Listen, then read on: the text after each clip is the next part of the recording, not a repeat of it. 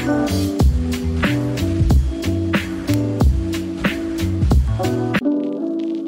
Rachel Allyn, you guys, is back today. So kind of off before we press record, we were talking about trauma and pleasure. But y'all, she was so good that we had to have her back for a second time. She has been a licensed holistic psychologist for over 20 years. She's a writer, a retreat leader, and a pleasure expert. Welcome back. Y'all, she's going to be like, this is our girl. All right. I know that feels so good to be back because you know what? I had so much fun with our first conversation and there was so much more to say. And so I'm really happy to be back. It's so much more to say. And y'all, we were talking about before we even pressed record, it was getting so good. We just ran, we got to press record. This is so good. We were talking about trauma and pleasure and how if you don't deal and heal from trauma, how can you experience pleasure and how sometimes trauma. Okay, so what we were talking about was in the bedroom. Let's get straight to it. Let's get straight to it. What might be abusive to someone else might feel good to someone else. But so what was your response, Rachel? Well, exactly. So, just talking about like power play, you know, whether it be, you know, S&M sort of that. I mean, for some people doing kind of being a dominating person in the bedroom, or some people like to be kind of the submissive person in the bedroom. And part of what's important is before you do that, to have a conversation of sort of like which role you want to be, what your limitations are, your boundaries, your yes, your no. So it can actually be a really good conversation for when people are into that. But you have to have that conversation because for some people, they might think that having their hair pulled and kind of their head yanked in that way could be erotically charging. But then when they get into it, it could trigger them into something that is a trauma response that they didn't even know that they had. And so it's important, of course, to have a partner that you feel emotionally safe with, that you can say, you know, stop, I'm getting triggered, or I need to back off. And some people do know their triggers, maybe because of past experiences, but it's, you know, if you're with a partner that you feel emotionally safe with and comfortable with, it can be a really wonderful exploratory time to find out like, what is your edge and kind of getting to that exciting edge, but then what is not right for you and what your limits are. Y'all don't be DMing me. I don't want to know your bedroom stuff. So don't be DMing me talking about some girl, my head was banged up against the headboard and honey, it's a free world. Go ahead. And matter of fact, we want to know. Go ahead and let me and Dr. Rachel Allyn know your thoughts about this. We're grown. I'm in my 40s at this point, so I don't have time to be shy about talking about certain conversations. We're not offending nobody. We are literally getting educated and having some fun. No shame in what people want to bring up, right? We're all about like, no more shame around all this, no more confusion. Absolutely. First of all, no shame, no confusion, and no judgment. Because while something might not work for you, it's cool to be educated on what other people like too. Like that's what you like in your bedroom. Oh, okay. Well, round of applause. Yeah. Round of applause. I think it's great when people know what they like, right? That means that they even invested in themselves. They had some mind body connection. They paid attention, versus being shut down or just doing kind of the same thing maybe every time and not even exploring and being more adventurous with what they like. Dr. Rachel is Dr. Ruth. They're both ours. Now I want to ask you, you were talking about trauma responses but what is trauma? First of all, what is trauma? Trauma, really, what we've always long thought is that trauma is the actual incident, like the car accident or somebody, you know, maybe physically violating us. But while that is extremely stressful, trauma is actually the way that kind of we process and handle that. And then the kind of leftover residue that can exist within us when we haven't been able to kind of cope and heal from it. And so that's where a lot of the science and research is going right now in psychology and in mental health, is how certain things we can't talk our way through, because at the time of the event that was traumatizing, certain areas of the brain responsible for language can sort of dial down and shut down a bit, whereas other aspects of our brain and our response cycle dial up to try to protect us. So a lot of work that's trying to cope with trauma that gets stuck in the body is actually going more to the body, straight to the source of that residue, that imprint in our body. And really working with releasing it that way, leading people to know then new things that they can do to kind of find agency in their body again, reconnect with their body. A lot of people disconnect from their body and dissociate when there has been trauma. And the problem is when, maybe something similar comes up again later that is similar to the original traumatizing incident, people have these reactions, real reactivity, like really strong reactions and nervous system reactivity. They bolt, they fight, they yell, and they don't know why they suddenly had that immediate response. And that's a sign that there's some leftover trauma kind of in their nervous system reactivity and in their connective tissue. So in how a person reacts, is that then what you call trauma response? Yes. Yep. How we respond or react to a situation is really telling as far as whether there's still some older traumas in our system. If we find we overreact to something, so it's really disproportionate to what just happened, that's a good indication that there's something unresolved kind of in our system wanting to protect us because this feels familiar to that original trauma. But the good news is that we all have ways within our own system. It doesn't even require a prescription. We have ways within our own system to move that through, to recognize it as it comes up, have ways to kind of soothe ourselves and regulate again. And that's what can get us to pleasure again. Okay. Because I was going to ask, then how does a person recognize that they're having a trauma response? Well, you have to really know your body. So I help people in sessions with, noticing breath, noticing areas of tension, like my jaw, for example. If my jaw is getting stiff, like you couldn't even call me out. If you notice I'm starting to clench, something within me may be starting to kind of get constricted. Maybe I'm nervous or want to give a better answer. It can be little things like that. But starting to notice also, little tics and habits and, maybe how your stomach and your digestion feels or your body temperature. Or your intuition, what it's telling you. But yeah, areas of constriction, areas, how your breathing is. Certain people might bring it out in us. We might find that we get kind of cagey with certain people. There might be something about them either from the past or they remind us. Even people's tone of voice, somebody else's tone of voice can trigger us to have it from a past trauma. I've even sensed like, oh yeah. Now, for me, in a pleasurable way, I love the smell of Calvin Klein Eternity.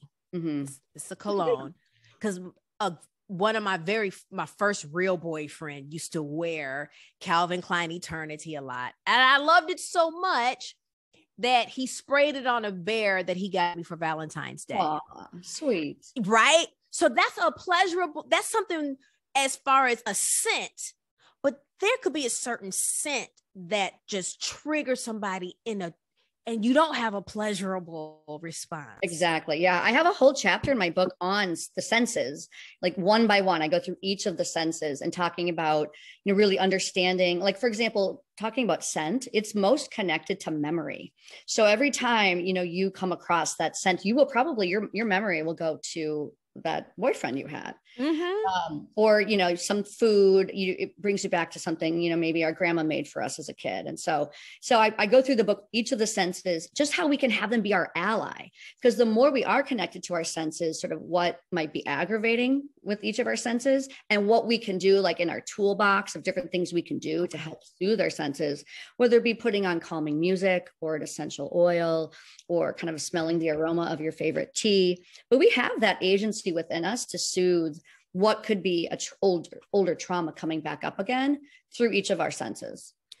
And the book that Dr. Rachel is talking about is called The Pleasure is All Yours. Reclaim your body's bliss and reignite your passion for life. But y'all, before I could even start talking about pleasure and bliss, I wanted to talk about what trauma does when it's stored in the body and you do not release it. How then can you even appreciate pleasure? How can you feel pleasure or even recognize pleasure? So what happens when you don't deal with trauma, Dr. Rachel? Well, then it leads people really find more and more extreme ways to disconnect from self. That's where we see a lot of addiction. I mean, we now understand addiction as being a way to really kind of escape and numb. And there can be addictions of all kinds. I mean, workaholism is probably the most accepted in our culture, right? But that is also a way to sort of escape and numb from our vulnerability, from the discomfort within. Also, we can take it out with aggression towards others, just whether it be even judgmental towards others or aggression towards ourselves. You know, a lot of self-criticism and self-hate, and low self-worth can be ways in which, when we aren't able to really have compassion and understand some of the ways that the leftover trauma is like living with us. And it comes out a lot in relationships too. Yeah. And we store all of that in our bodies, which, like you said, leads to the low self-esteem, low self-worth, value of how we view ourselves. Yeah, when we aren't able to really be compassionate with some of the discomfort we have and understand its source. And a lot of times, some of the source of our pain and trauma isn't just from incidents. It can be collective. It can be due to, systemic trauma. It can be due to intergenerational trauma from families passed on from our ancestors. And so I think that that's another thing. People always maybe blame themselves for some of the ways they responded to things in the world, when really we have to look at how systemically, a lot of our culture is very sick. We have so many sick systems, and we have racism and sexism and homophobia and ableism that causes trauma as well. That's really significant as well. It's you should say that, because some of us, we relate trauma to abuse, sexual abuse, verbal abuse, and physical abuse that was probably going on in the home, or trauma that's experienced should you get hit in the head. That's blunt force trauma, but you just named some other things that is traumatic: racism, homophobia, and which includes bullying. Yeah, of all sorts. And so we were talking about, before we started press recording, because we were talking about pleasure and trauma, and how when that trauma is stored in the body, how do you receive pleasure? Right. I mean, it starts with actually reconnecting to your body, the language of your body. So the senses, as we've been saying, also breath, also kind of muscle constriction and blood flow, our energy, subtle body energy, and our chakras, things like intuition, knowing what we need for rest versus activity, sort of all those different signals from the systems in our body. So And we tend to live in this overthinking culture, right? We think that the mind is the seat of all reason and can solve all our problems. And so I think it starts with just befriending the body, listening to the body. Okay. Bodyfulness. Yeah. Yeah. Bodyfulness is my thing. Yeah. Yeah. Mindfulness is important, but bodyfulness really gets us beyond mindfulness, because we need to get out of our heads. We need to go beyond just sort of observing to also releasing physically through like movement, through sighing, through massages, through repetitive motion sports, whether it be walking, biking, swimming. That can be really meditative. Sometimes it's like sighing. Sometimes it's even raging. We associate that as something that means that you're out of control. But sometimes that is how we get it, like out of this sort of the visceral kind of upper chest. You kind of let out this, a yelp or a scream, and you rage, and that releases it. Now, we don't want to rage on someone else, of course, but it's about doing it within your own room. But there's all these ways in which actually we've been told that as humans, we're supposed to be really buttoned up and keep it all in. And what we now know through science is that actually it's through a lot of times releasing that lets that trauma move through. It's just a matter of, maybe you don't do it in the grocery store, but in the privacy of your own home or people that you feel safe with. But bodyfulness comes from listening to your body, finding ways to kind of self-soothe and regulate in your body with movement or containment practices that make you feel safe and secure. And then that steps us into a place of like feeling self-confident in our mind-body connection, knowing what we need to do to kind of regulate, feel good again, and lets us feel a little bit more comfortable to be vulnerable. Right? Being vulnerable, we can't do that unless we're coming from a place of feeling kind of some safety and security within. And then also just knowing that we're worth it, giving ourselves permission that we deserve to feel good. And I know you talked in our last podcast about just how like some religious messages from upbringing would say like it's maybe naughty to feel good, to feel pleasure is sort of a naughty thing. So I do a lot around just helping people reclaim the pleasure as healing in a healing way. You know what? I am a word girl. And when I'm looking at the definition of the word pleasure, it is a feeling of happy satisfaction and enjoyment and entertainment, contrasted with things done out of necessity. Like she had not traveled for pleasure for a long time, an event or activity from which one derives enjoyment. The verb, though, pleasure, is what you were talking about.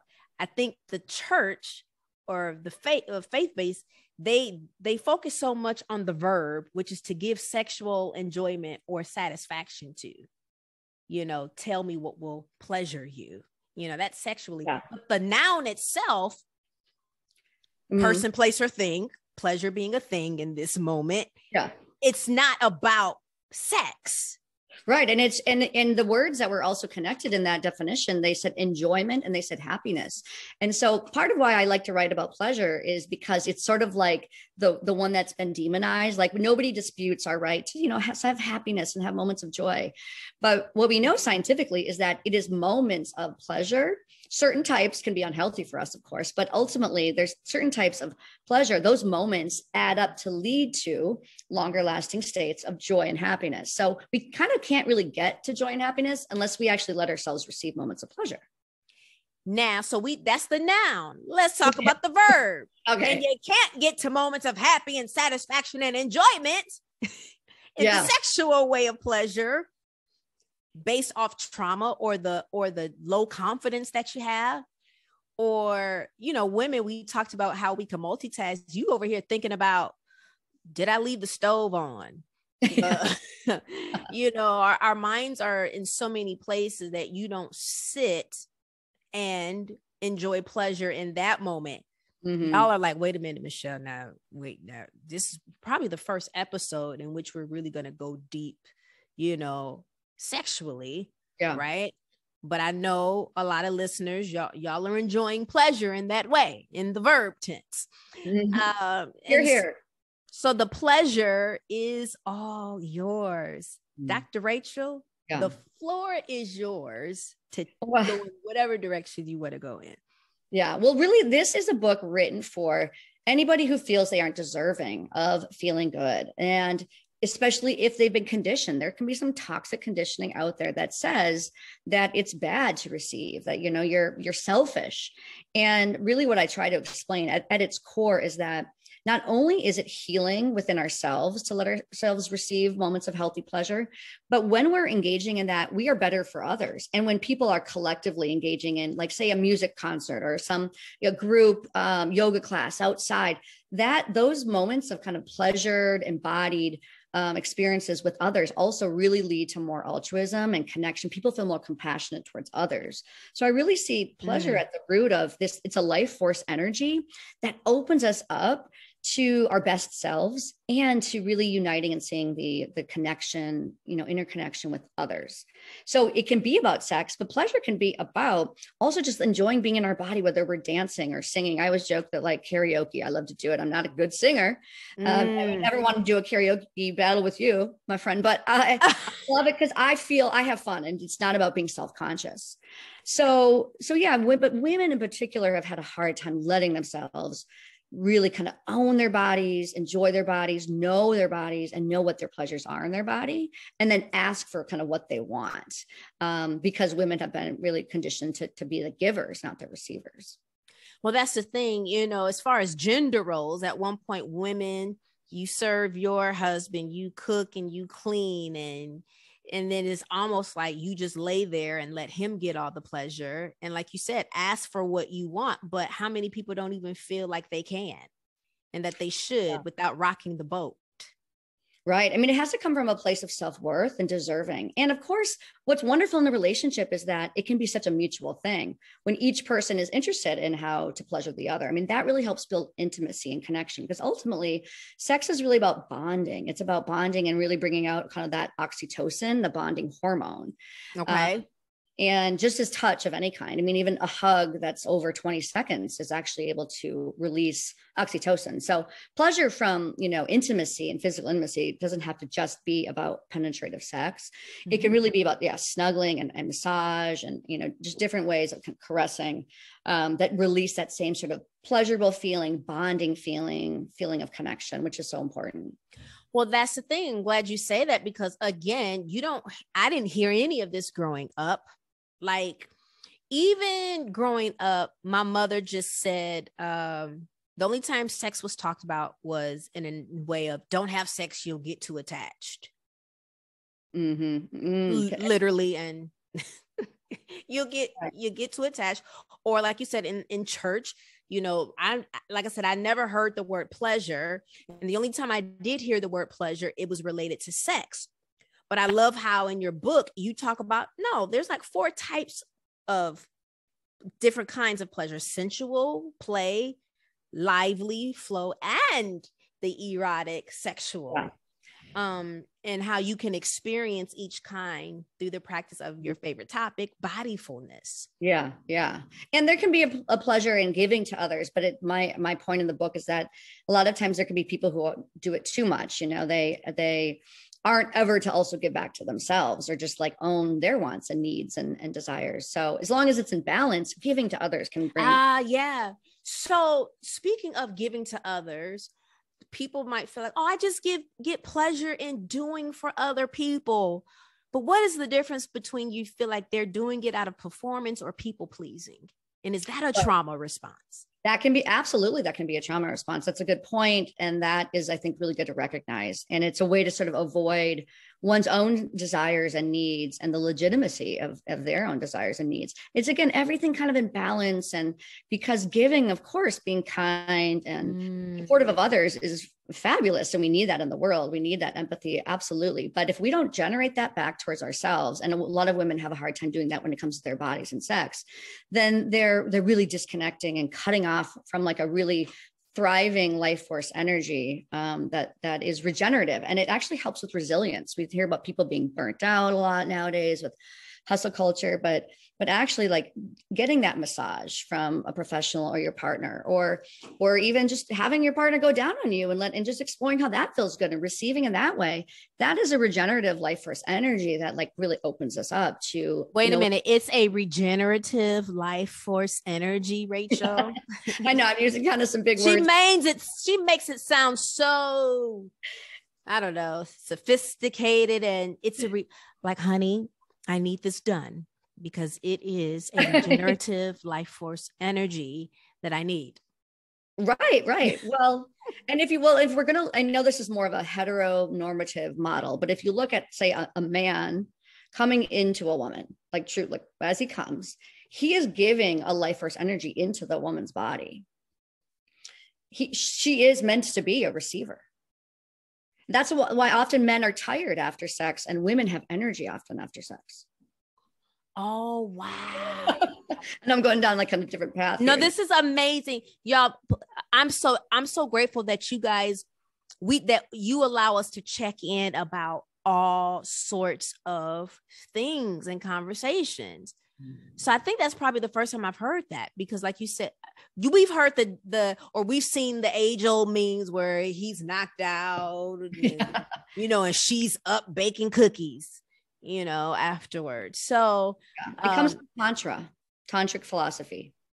It comes with what? From tantric philosophy, which tantra is really misunderstood. It's been people confuse what it means, but it's really an ancient philosophy that was all about receiving pleasure just for the sake of it, because we understood it back then in ancient times as being something that helped us feel good. And then we had energy for others and we shared in that collectively. And then puritanical times, industrial revolution, these things came in and said, no, that's too indulgent. We have to work hard. We have to kind of build this nation, and this isn't going to get us to God. But tantric philosophy ultimately it had a subset that was about sex, and it really understood that women are meant to be these receivers of men's semen and their energy, but that it was more than about producing a baby. It was really about then women getting to kind of just like receive that vibe. And so tantric philosophy would say that men should try to abstain from coming as long as possible, so they don't give away their life force energy and get too depleted. So this is maybe a whole nother show too, to go down tantra. Wait a minute. That is a whole book. I just read that somewhere. Bob Proctor-ish, where men should hold all of that in for creativity. Mm-hmm. Yeah. And that's when I say life force energy, creativity is considered part of that, which I should have maybe defined that life force energy means kind of creative, or when we're creating, whether it be art or creating another, podcast, or when we're building something, or, really that kind of idea of being kind of inspired and envisioning things. So there are some theories around men that they should kind of abstain and do a lot of edging, riding that edge, and wait to come as long as possible, or abstain. Yes. Yes. The whole thing of abstaining for men was so that they're able to create. That's absolutely interesting. Yeah. Because then they were connected to their body, and they were connected to intimacy with their partner, but they weren't giving kind of all away that part of that life force energy. They still kind of had it there in their body, in their nervous system, that kind of potent vibe that is within.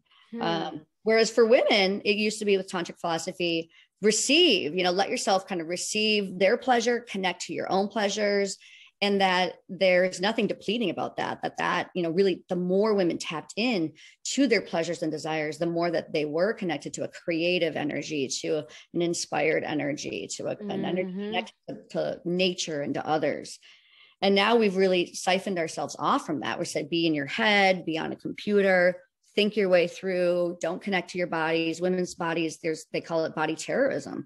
The way women's bodies are really shamed for, not being the right size, the right color, the right performative value, looking old, not young. So of course we turn away from our bodies and the life force energy, and we go to self-criticism. And so how can you have any type of bodyfulness when everything is so distorted? Because what you see on social media, or what your partner could be spewing at you that's unhealthy, or what you saw growing up between your parents. Yeah, right. What you modeled. I've had clients come to me with really distorted views of their body because they saw their mom really hating on their body, always on diets, calling themselves fat. So that's where really embracing our curves, embracing all our body does for us, kind of embracing things like dance and being sensual in our bodies is a way to reclaim and kind of let go of the past of capitalism and the patriarchy telling women that they shouldn't have this erotic energy. Audre Lorde is an amazing writer who wrote a lot about the power of the erotic. She's like a hero of mine and really was ahead of her time. So everybody should check out her essay called The Power of the Erotic. Wow. I did a reading, an Audre Lorde reading during Martin Luther King at this beautiful cathedral in New York. So that was my time to wow, you're very right. Her writings, absolutely incredible. Dr. Rachel, you are absolutely incredible. Guys, we hit the ground running. And we had such a great conversation. I think we got y'all hooked within the first 3 seconds of this conversation. My heart just goes out to people who don't know how to release trauma so that they can receive pleasure and know that they are worthy and deserving of it. All because of trauma. And I don't mean to be dismissive, all because of trauma, because it's so layered. Yeah, there's a lot of different types of trauma, like I said before. But the good news is that we can recover and we can heal. And so I always suggest people find what's called a somatic psychologist if they think that they, have reactive patterns that talk therapy hasn't been able to heal alone. And so I do a blend. I blend talk therapy with embodiment. And there's more and more psychologists out there doing that do, it's called somatic. So then that you talk through things, but then you also notice how it's showing up in your body. And it's a really good blend. Are you into EMDR? I'm not trained in that, but I definitely agree that is a really powerful thing. And that's considered a somatic approach as well. I love that you said, again, her book, The Pleasure Is All Yours. She says, I wrote this book for anyone who's felt homeless in their body, disconnected from their essence, and conflicted in receiving the pleasures they deserve. My other favorite thing she said, I wrote this so we could heal collectively from the body up. Mm-hmm. Yeah. Yeah. I mean, it's like our mind and body really are truly one. And so in a way, I talk about it almost as the body separate, mainly because I'm championing its healing capacity. But sometimes it is sometimes a mind down approach. Like we might have a mental thought that helps soothe us. But a lot of times we also need to have art from the body up in order to get to a calmer mind. We might need to shake. We might need to sigh. We might need to kind of go into a child's pose or get a hug. We might need those embodied approaches first to get us to a place where mentally we can kind of think more rationally, let go of a distorted belief, think more kindly towards ourselves. So it's kind of a beautiful interplay between kind of, body up approach, top down approach. But really, when you know how to handle both or operate with both, that really helps with healing. That's so good. You say in the book, we would learn how to have more strength, resilience, and magnetism that can draw others to your energy. Right. All those single people out there in the dating world, keep that in mind. So that's a true thing. So do you feel like we can attract who we are? Oh, I definitely believe a lot in the law of attraction. Oh yeah. Yeah. I mean, there's some limits there, but you can't get, magical thinking, but absolutely like what we intuit, what we believe, what we say, our energy. Yeah. Like, and our vibe attracts our tribe. That I definitely believe in that.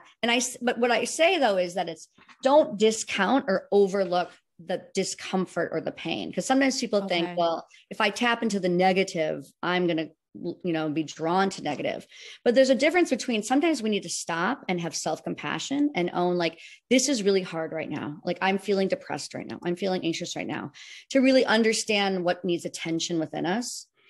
And because we can't always just have sort of a positive vibe, right? We can't always just attract the positive unless we've first given ourselves some compassion about some of the things that are painful or hard, and that we're doing the best we can. Yeah. Like, I'm all for gratitude, but sometimes I never want people to like overlook what needs some compassionate attention that's hurting or that's hard, and just skip over that to gratitude. Because then that's sort of bypassing, what emotionally needs attention.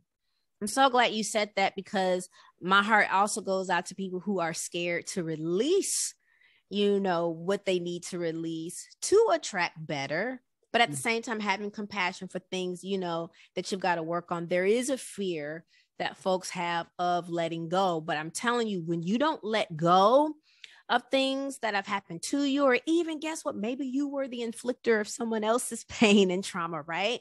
When you don't let that stuff go, you cannot enjoy those 4 different kinds of pleasure that Dr. Rachel Allyn talks about. And it definitely goes beyond, maybe what you first think of or hear. I'm curious, let us know, what do you think of first when you hear the word pleasure? And do you shy away from it? Do you also feel like you're only supposed to give it? And because of, the people pleaser that you are, I just love giving. I just love when everyone else is happy. And then deep inside, you're feeling like nobody sees that you need to be given to as well. So, yeah, we all benefit. It's a give and take. We give back and forth, and that really enhances relationships. It makes for more intimate relationships. Dr. Rachel, has there been anything we missed? Oh, well, I mean, let's just have a whole weekend retreat with everybody and talk about all this stuff. Oh, I'm here for it. Because I know there are so many more gems that you have, and I appreciate the time that you spent with us today. Y'all, part 3, 4, 5, 6, 7, 8 at the retreat is coming. No, it's my pleasure. It's my pleasure. I love having these conversations. And thank you for just really being the one to be bold enough to say, we need to talk about this stuff. We absolutely do. And the more we talk about it, the more I heal, the more I'm confident, the more I can say what I need and want in business relationships and my personal relationships, y'all. I mean, I'm telling you, you got to get that confidence. I didn't always have it, and I still fail at times, or at least I do it afraid. I might have that hard conversation, but you feel good at the end. Because that other person, I just had a hard conversation the other day, and they said, wow, I appreciate this conversation and the type of relationship they acknowledged. They said the type of relationship that we have, they said, when you're this intimate, you are gonna have some friction, but some heads and some triggers. And if you allow yourself to be vulnerable. Well, that's all. It's all about letting yourself be vulnerable. That's the new kind of hero strength. Is people who let themselves be vulnerable. That's the hero strength. My prayer turned into, God, make my heart of stone again, because I don't like feeling anymore. I'm just playing. But because those of us that have these hard hearts, you have it because it's something defensive. You have it to protect because you don't want to feel.